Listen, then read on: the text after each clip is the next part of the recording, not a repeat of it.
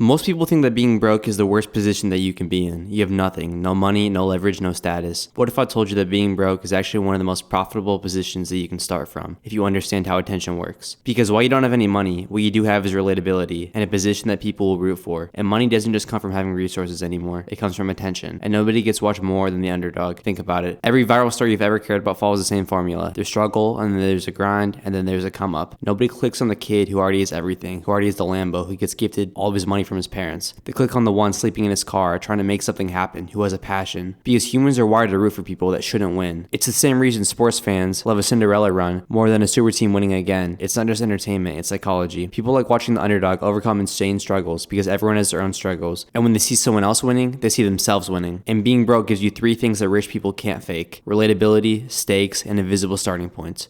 And relatability is the biggest one. If you're broke, you automatically relate to most of the world. The average person isn't rich. They're closer to zero than they are to a million. So when you show your life, your struggles, your decisions, people see themselves. And when people see themselves, they stay. A lot of you have probably seen this video about a millionaire going homeless to prove it's not luck. And that video has gotten far more views than any video where he talks about success. And there's a reason for that. Because most people are trying to survive more than thrive. And that's not bad, it's just the situation that most people can relate to. Now here's where it turns into money. Because attention is step one, but attention doesn't pay alone. You have to structure it. So let's break down if people actually monetize being broke. Most people stop trying to make money when they are broke at the basic stuff, like working jobs, side hustles, and flipping stuff. Reselling thrift finds, DoorDash, Uber Eats, Uber, marketplace flipping. And yes, you can make money here, but it isn't scalable. You're trading your time for money, and most importantly, you're missing a real opportunity because all of this is content, and not just content, it's relatable content. Look at all these flipping videos. If you're broke and you're already doing these side hustles, you might as well document it because people love watching these things. It's content that forces creativity on top of already being very relatable. Now this is where things change because instead of being broke, you start documenting it. And if you're watching this video right now, it's most likely on a phone. So what's stopping you from recording videos for TikTok or YouTube? Even if they're low quality, you can make videos like day one of being broke, trying to turn $100 into $1,000, living off $5 a day in the life of a broke college student. These are videos, but they're also stories with built-in tension that is also really relatable to people. People want to know what happens next. Will he make it? Will he fail? Will he give up? That uncertainty is addictive. And it's the same formula that movies and TV shows use. And the best part is that you don't need to fake anything. The struggle is real, which makes the content real, which makes people come back. Now, I want to give a disclaimer because I've never personally been homeless and I don't want to seem entitled because it's obviously a lot harder. I'm simply giving an analysis and information that will work if applied correctly, though it's not easy. There's a reason videos like I spent my last $20 or I'm down to $0 gets millions of views because the stakes are obvious. When someone rich loses money, it's entertainment.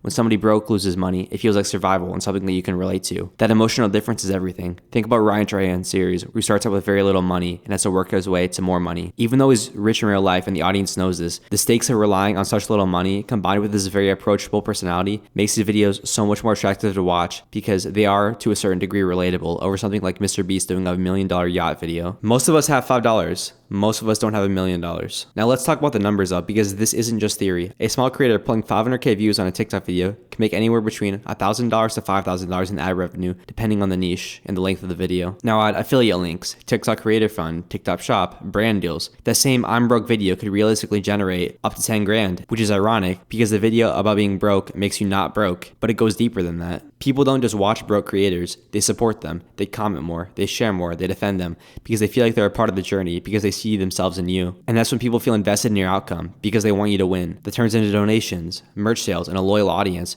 You're getting views, but you're also building a fan base that remembers where you started. And here's the key difference. A rich creator has to prove why you should care, but a broke creator starts with that built in. In most movies, the person you root for is the person that comes from nothing and is going against an antagonist who normally has more resources and is supposed to win based on odds. And the reason for that is because that's what people want to watch. They want to watch an underdog come against a massive system and overtake it, just like starting from nothing and trying to make something out of it. Think about how many creators blew up off of nothing, filming in their car, in their bedroom, at their lowest point. That environment isn't weakness, it's proof. Proof that you're real, proof that you're relatable, proof that you're not faking it, proof that the story has somewhere to go. Now let's get into something that people don't want to talk about though. Being broke is the first phase. The real money is in the transformation. Because once you start making progress, now people are hooked. You go from I have nothing to I'm figuring out to I made my first $1,000 to I quit my job. That progression is a series, and series builds channels and fan bases. Look at Clue Cars, he did exactly this. He started out with nothing, living in his car. He started getting motion, he kept climbing the ladder, making it out the struggle. And every step opened a new way to make money. When you're broke, relatable content content works. When you're improving, educational content starts to work on the people who are still in step one. How I made my first $1,000. How I flipped $100 into something more. What I learned from being broke. Look at this dude Spencer Brooks. His whole channel is based on giving out advice from when he was homeless in a raw and straight to the point way. Lots of people who are struggling can take advice from him and other people who have been in the situation for a long time. Once you make this type of content, now you're not just relatable, you're valuable. Valuable to the people who are at the same place as you, but still in step one. And they see you making money and want to know how did you get there. And that gives insane value to those people and you. And that value pays more than just attention. There's also a psychological shift happening here because at first people will root for you because you're struggling.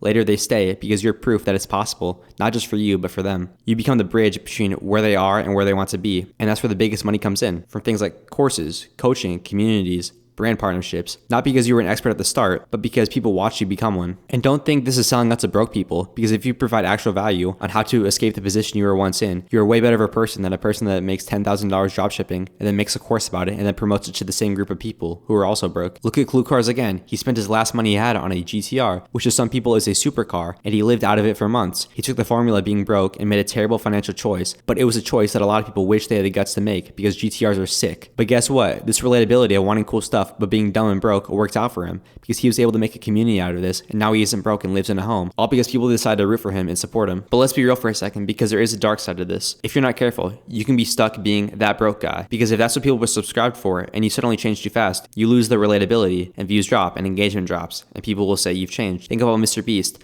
A lot of the appeal of his earlier videos was that he was just a normal dude who would give away all of his money that he got from sponsorships, which is what made people want to watch him. Now he's giving away millions of dollars, but less people care because we know it doesn't affect his pockets. And he didn't keep that relatable personality, so now all that's left is a corporate giant. So the goal isn't to stay broke, it's to evolve your story without losing your audience. You bring them with you for your personal brand, not just because you're relatable in a specific series. Think about Jim Carrey. He lived in a tent when he was homeless for part of his come up, but that's part of him that made him so relatable, because even though most of us don't live in a tent, we can relate to him because some days it might feel like that. It might feel like that we're living out of a tent. And he used that in his comedy and acting skills. And when he got more famous, he didn't lose what made people like him. He stayed relatable and approachable, because the truth is people don't actually care if you're broke, they care about the journey. And they stick around for that relatability that you keep. And that leads to the final level. At the highest level, you're not just documenting your life, you're controlling the story. You decide what struggles to highlight, what progress to show, what lessons to extract. You turn your life into a structured narrative with a beginning, middle, and end. Conflict, growth, and resolution. And with good practice and research on how to build stories and audiences based on relatable content, you can easily get views that lead to monetization. And once you understand that, you can apply it to anything, not just being broke, because this isn't really about money, it's about attention, and attention follows emotion. And being broke just happens to be one of the most emotionally powerful starting points there is, because it's raw and relatable to most people, and has nowhere to go but up. So if you're broke right now, you have two options: stay broke quietly, or try to turn it into something that people can watch. People might watch it, people might not, but there's always a chance that people might, and all that you're losing is your time. It's completely free to share your voice, to upload a video. It takes nothing out of you. And the potential from what you can get from that is insane. Because in a world where people make money off of stories, the worst position financially might actually be the best position narratively. And the people who understand that, they don't just escape being broke, they build something out of it.